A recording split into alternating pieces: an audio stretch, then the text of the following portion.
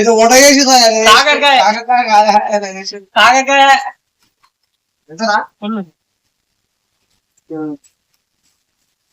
ఈయన మహేష్, దిస్ మహేష్. ఇది full time చేస్తున్నాం వీడియో ఒరే నీ హైట్ కి నువ్వు మాట్లాడే మాటలకి ఏమైనా సంబంధం ఉందా? హైట్ కి దీనికి సంబంధం ఉంటాయి. హీరో చెప్పినా చెప్పకుండా ఏం కదా.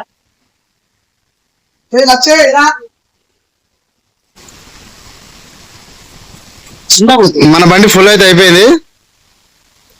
314 లీటర్లు పట్టింది, అయినా ఇంకా పడుతూనే ఉంది. దాని కడుపు మామూలుగా లేదు, చాలా పెద్ద ఉంది.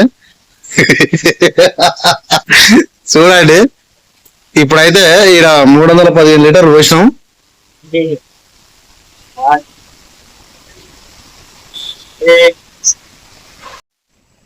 మనమైతే డీజిల్ పోసుకొని బయలుదేరాము. ఆ పప్పిగా ఏడన మనం దొరికించుకోవాలని నాకు ఒక ఆత్రత. వాడు నాకంటే ముందు రాత్రి వెళ్ళిపోయాడు. వాడిని దొరికించుకుంటామో లేదా ఏడ దొరికించుకుంటాం అనేది అది కూడా చూపిస్తా. ఇప్పుడైతే మనము చౌటుపల్లి దాటిన తర్వాత గుండ్రాపల్లి డీజిల్ పోయించుకొని ఇప్పుడే బయలుదేరినాం. వాడు సత్తిపల్లి ఉండు, అంటే మనకు వానికి ఒక 250 కిలోమీటర్ల దూరం ఉండు. వానికి మనకి ఏడ కలుస్తాం అనేది చూపిస్తాను.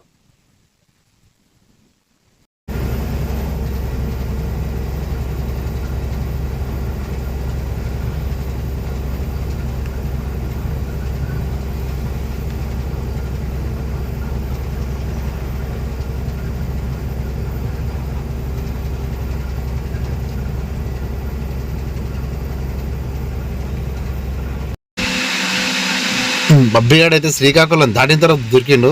మనోడు చాలా ఫాస్ట్గానే వెళ్తుండ అనమాట, ఎందుకంటే ఏడ నిద్రపోకుండా పోతుండు. మన బండి వెనక నుంచి వచ్చి చూసిండు వాడు, అయినా ఇంకా గట్టిగా దొక్కుతుండు అనమాట. చూద్దాం వాడు ఎంతసేపు గట్టిగా దొక్కుతాడు చూద్దాం. మన బండికి చాలా తేడా ఉంటుంది. వానికి సైడ్ అయితే కొడుతున్నా, వాడిని ఓవర్టేకింగ్ చేస్తున్నా. వాని ఫేస్ రీడింగ్ ఏందో చూద్దాం ఒకసారి. చూడండి, చూసారు కదా, వాడు అబ్బా వచ్చిర్రా నా కాడికి అనుకుంటున్నాడు.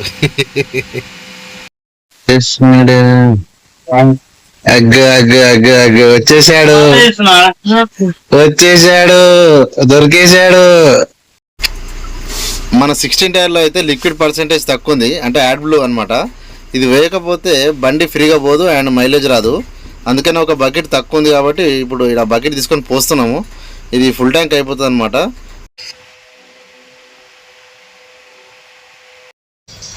బండికి అయితే లిక్విడ్ పోసుకొని బయలుదేరినాం. ఇప్పుడు మన పబ్బిగా డ్రైవ్ చేస్తున్నా అనమాట.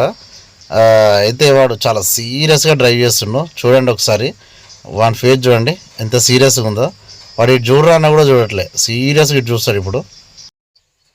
ఇప్పుడైతే కుడద దగ్గరలో ఉన్నాం, ఎందుకంటే అక్కడ డీజిల్ బంకులు చాలా ఫేమస్ అనమాట. ఎవరైనా అక్కడ ఊహించుకుంటారు. ఫ్రీ పార్కింగ్ దగ్గర కుడద బంకులు అంటేనే కొంచెం ఫేమస్. అక్కడ మనం బండిలో డీజిల్ పంపిద్దాం.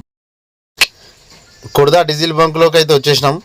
ఇప్పుడు డీజిల్ పోయించుకొని మేము కూడా కొంచెం నైట్ కొంచెం రోటీలు అలాంటివి తినేసి, ఎందుకంటే నైట్ పూట అన్నం తింటే కొంచెం నిద్ర వస్తుంది కాబట్టి రొట్టెలు తినడం చాలా మంచిది అనమాట. రొట్టెలు తింటే నిద్ర రాదని అంటారు, కానీ ఏదో ఒకటి తినాలి కదా, ఇప్పుడు లారీ నడపాలంటే తినాలి కాబట్టి మేము కూడా ఇప్పుడు హోటల్కి వెళ్ళి తినేస్తాం. మనమైతే ఇప్పుడు కలకత్తా అన్లోడింగ్ పాయింట్ దగ్గరకు వచ్చేసినాము. ఎందుకంటే ఇప్పుడు ఈ కలకత్తాలో మన బండ్లు అన్లోడింగ్ పాయింట్కి వెళ్ళాలంటే అవన్నీ చిన్న చిన్న రోడ్లు ఉంటాయి అన్నమాట. ఆ రోడ్లలో మన లారీలు వెళ్ళవు. అందుకని వీళ్ళు ఏం చేస్తారంటే ఒక పెద్ద పెద్ద గోదాములు చూసుకొని ఆ గోదాములలో దింపుకుంటారు అనమాట. ఆ దింపుకొని ఏం చేస్తారంటే చిన్న చిన్న ఆటోలు లేదా డీసీఆర్లో లోడ్ చేసి ఎవరికి ఏం కావాలో వాళ్ళకి పంపించడం డిస్ట్రిబ్యూటర్ చేస్తారు. ఇక్కడి నుంచి అయితే మనం ఈ గోదాంలోకి వెళ్ళాలి. కొంచెం ముందరికి వెళ్తే మన బండి పాత బండి అక్కడ కనబడుతుంది కదా, ఆ పాత బండి బుక్స్ వేసుకొచ్చింది అనమాట, note books and text books. Next మనమేమో సర్ఫ్ ప్యాకెట్లు అనమాట, సర్ఫ్ మనం బట్టలు ఉతుకునే సర్ఫ్ రెండు ఒకటే దగ్గరికి అన్లోడింగ్ పాయింట్లు. ఇప్పుడు అది ఎంట్రీ చేసిర్రు సెక్యూరిటీ వాళ్ళు, అది ఎంట్రీ చేస్తే దాన్ని లోపలికి పంపిస్తారు అనమాట. ఇప్పుడు మన బండి కూడా సేమ్ అదే విధంగా మనం ఎంట్రీ చేయించాలి. ఎంట్రీ చేయిస్తే లోపలికి పంపిస్తారు. లోపలికి వెళ్ళిన తర్వాత మనం పార్కింగ్లో పెట్టుకొని ఆ పేపర్లు తీసుకొని స్టోర్ రూమ్ ఆఫీస్ దగ్గరికి వెళ్తే వాళ్ళు ఎంట్రీ చేసి ఎప్పుడు విలువాలనేది వాళ్ళు నిర్ణయిస్తారు. దాన్ని బట్టి మనం అన్లోడింగ్ చేసుకోవాలా. ఇప్పుడు ఇక్కడ ఆపేసి మా బబ్బిగాడు చూడండి ఆ పేపర్లు ఇస్తుండు. ఆ పేపర్లు ఇస్తే వాళ్ళు మనకు ఒక టోకెన్ ఇస్తారనమాట. ఆ టోకెన్ ఇస్తే మనం అన్లోడింగ్ పాయింట్కి వెళ్ళాలి. పార్కింగ్లోకి అయితే వచ్చేసినాము. ఆ రైట్ సైడ్ అవుపోయే బండ్లు మన తెలంగాణ నుంచి వచ్చిన బండ్లే. అయితే రోజుకు ఒకటే చేస్తారంట. ఈ కంటైనర్లు రోజు ఎన్ని చేసినా సరే కానీ ఈ బాడీ బండ్లు మాత్రం రోజుకు ఒకటే చేస్తారంట. మన బండి పార్కింగ్లో పెట్టేసి వచ్చినాము. మన బబ్బిగాని బండి అయితే అన్లోడింగ్కి పిలిచిరనమాట. వాని మొహంలో మాత్రం ఆ కళ వేరే ఉంది. ఎందుకంటే నా బండి తొందరగా కాల్ అవుతుందని చెప్పి. ఎందుకంటే బుక్స్ కాబట్టి వాని ముందర ఏ బండ్లు లేవు కాబట్టి వాని బండి తొందరగా అన్లోడింగ్ పిలిచిరు. మనకైతే 4 బండ్లు ఉన్నాయి కాబట్టి మనది 5 రోజులు అండ్ 4 రోజులు 5 రోజుల మధ్యలో అన్లోడ్ అవుతుందని చెప్పారు. వానికి ఎక్కలేని సంతోషం అయిపోతుంది. ఎందుకంటే నా బండి అన్లోడ్ అవుతుంది, నేను వెళ్ళిపోతాను. అగో వాడు అన్నం తినరా అంటే కూడా అన్నం తినట్లేదు, తొందర తాడిపుతుండు. కానీ ఆ గోదాములు మాత్రం ఇంకా డోర్ తెలవలేదు. ఎందుకంటే తాడిపమని చెప్పిర్రు. కానీ వాడు ఎట్లా అన్లోడ్ అయిపోతుంది లేదు, ఎందుకంటే వానికి వేరే బండ్లు లేవు కాబట్టి వాని బండి అన్లోడ్ అయిపోతుంది. మన సర్ఫ్ వాని బుక్స్ కాబట్టి వాని తొందరనే అన్లోడ్ అయిపోతుంది అనమాట. ఇంకా వానికి మేము కూడా కొంచెం తాడుపల్లి ఇవ్వడానికి వచ్చినాము. ఇంకా నిజమైన కష్టం ఏంటంటే డ్రైవర్లు ఎంత దూరమైనా నడపగలుగుతాం కానీ ఇగో ఈ తాడులు ఇప్పి ఈ పట్టలు మర్చేసే వరకల్లా తలపానం తోకొస్తుంది అనమాట. అంటే ఎంత పెద్ద పనైనా చేయగలుగుతాం కానీ ఈ పట్టలు మడత పెట్టుకుంటే ఒక పెద్ద ఏదో మేము గెలిచి వచ్చినట్టు ఫీల్ అయిపోతాం. ఆ పట్టలు ఎన్ని అంటే 1, 2, 3 పట్టలు ఉంటాయి. అందులో ఒకటి బట్టపట్ట, నెక్స్ట్ ప్లాస్టిక్ కవరు, ఒకటి రెగ్జిన్ కవర్ ఉంటుంది అనమాట. ఈ 3 మడత పెట్టే వరకల్లా తలపానం తోకొస్తుంది. మేమైతే మన బండికాడికి వెళ్ళి సెక్యూరిటీని కనుక్కొని వచ్చేలోపు, మేము భోజనాలు చేసి వచ్చేలోపు మనోని బండి అయితే అన్లోడ్ అయిపోయింది. అయిపోయింది, మొత్తం టోటల్గా అయిపోయింది. కాకపోతే ఇప్పుడు రిసీట్ తీసుకునే ఒక చిన్న ప్రాసెస్ ఉంటుంది. ఆ ప్రాసెస్ ఎట్లయితే చూద్దాం. బండి అయితే అన్లోడ్ అయిపోయింది. రిసీట్ అని వెళ్తే వీళ్ళు డ్యామేజ్ వచ్చినాయని చెప్పి రిసీట్ ఇవ్వట్లేదు.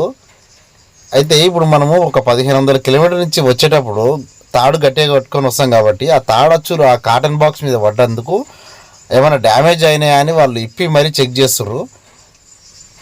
చూడండి, అగో ఆ తాడు ఇట్లా గుంజినప్పుడు ఆ బాక్సులు అనేవి నలిగిపోయినాయి.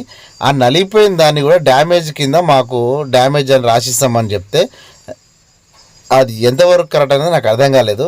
ఇప్పుడు తాడు కట్టకపోతే లోడ్ ఉండదు, లోడ్ కింద కూలిపోతే పరిస్థితి ఏంది? అట్టపెట్ట అన్నప్పుడు తాడు గుంజితే కంపల్సరీ నలుగుతాయి. నలిగినప్పుడు అందులో ఉన్నది కంబాక్స్. ఆ కంబాక్స్కి ఏం కాలే కానీ అట్ట నలిగినందుకు డ్యామేజ్ రాసిస్తారంట. అది ఎంతవరకు కరెక్టో నాకు అర్థం కాలేదు. కాకపోతే వాళ్ళు ఏదో చేస్తున్నారు, చూద్దాము వాళ్ళు ఏం చేస్తారనేది చూద్దాం. నెక్స్ట్ ఏంటంటే అందులో ఉన్నది ఐరన్ కంబాక్స్లు ఉంటాయి, జామెంట్రీ బాక్సులు. మనం చిన్నప్పుడు స్కూల్లో చదువుకున్నప్పుడు జామెంట్రీ బాక్సులు ఉంటాయి కదా, అవే అనమాట. అదిగో ఈ అట్ట చూశారు కదా, ఆ అట్ట నలిగింది ఇట్లా, అంటే ఎడ్జులు. ఆ ఎడ్జులు నలిగినందుకు అవి డ్యామేజ్ అంట. ఓన్లీ అట్ట పెట్టలే, కావాలంటే మేము ఇప్పుడు ఓపెన్ చేసి కంబాక్స్ కూడా చూపిస్తాను. అవి ఓన్లీ అట్టపెట్టలు నలిగినందుకే వాళ్ళు డ్యామేజ్ అని చెప్పి మాకు షార్టేజ్ డ్యామేజ్ రాసిస్తాము రిసీట్ మీద అని చెప్పి చెప్పడం వల్ల నేను ఇప్పుడు ఈ వీడియో చేయవలసి వచ్చింది. చూడండి ఒకసారి మీరే, నేను ఇప్పుడు ఆ కంబాక్స్ కూడా తీసి చూపిస్తా. ఇట్లాంటి బాధలు ఏ లారీ డ్రైవర్కి రావద్దనమాట. ఎందుకంటే మనము సేఫ్టీగా తీసుకొచ్చే లోడుని కూడా డ్యామేజ్ రకంగా చూపిస్తా చూడండి. ఈ బాక్స్కి ఏమైనా అయిందా? రిజర్వ్ అయితే ఇంక ఇవ్వలేదు, లారీ పక్క పెట్టమన్నారు, పక్క పెడుతున్నాము. తర్వాత ఏం జరుగుతుందో నేను చూపిస్తా చూడండి. చూసి కదా ఫ్రెండ్స్, కలకత్తాలో అన్లోడింగ్ ఇట్లుంటుంది అనమాట. మనం తాడు కట్టిన ఆ కాటన్ లో కొంచెం బెండ్ అయినా కూడా అవి డ్యామేజ్ కింద వేసి, ఇప్పుడు మన దగ్గర 750 రూపాయలు అయితే డ్యామేజ్ కింద తీసుకొని మనకు రిసీవ్ చేయడం జరిగింది. లేకపోతే అట్లా కట్టకపోతే ఆ రిసీట్ లో డ్యామేజ్ అని రాస్తుంది. ఆ బాక్సులు మనం తాడు కట్టకపోతే 1500 కిలోమీటర్ ఎట్లా వస్తుంది బండి, అది ఆలోచించుకో. డ్రైవర్ల బాధ ఇట్లుంటది అనమాట. మనం తాడు కడతానే కదా అక్కడి నుంచి ఇంత దూరం 1500 కిలోమీటర్లు జర్నీ వచ్చేది. దానికి కూడా కాటన్ బెండ్ అయినందుకు 15 డ్యామేజ్ అని చెప్పి రాసి ఇస్తా అంటే మేము, ఎందుకంటే మనము దాని ట్రాన్స్పోర్ట్ వాళ్ళు కూడా ఏం మాట్లాడలేకపోయారు. డ్యామేజ్ వచ్చినాయంటే కదా అంటే, ఇక్కడ ఏం డ్యామేజ్ వచ్చినాయి కూడా వాళ్ళకి తెలియదు. అవి కూడా మేము ఫోటోలు పెట్టినా కూడా ఎంతో అంత ఇచ్చినా అన్న అని చెప్పి ట్రాన్స్పోర్ట్ కూడా మాట్లాడడం జరిగింది. అందుకని ఈ ట్రాన్స్పోర్ట్ వాళ్ళకు కూడా ఏం చెప్తాయి, కానీ అది డ్యామేజ్ మీరే చూసి కదా, డ్యామేజ్ అయితే కాదు.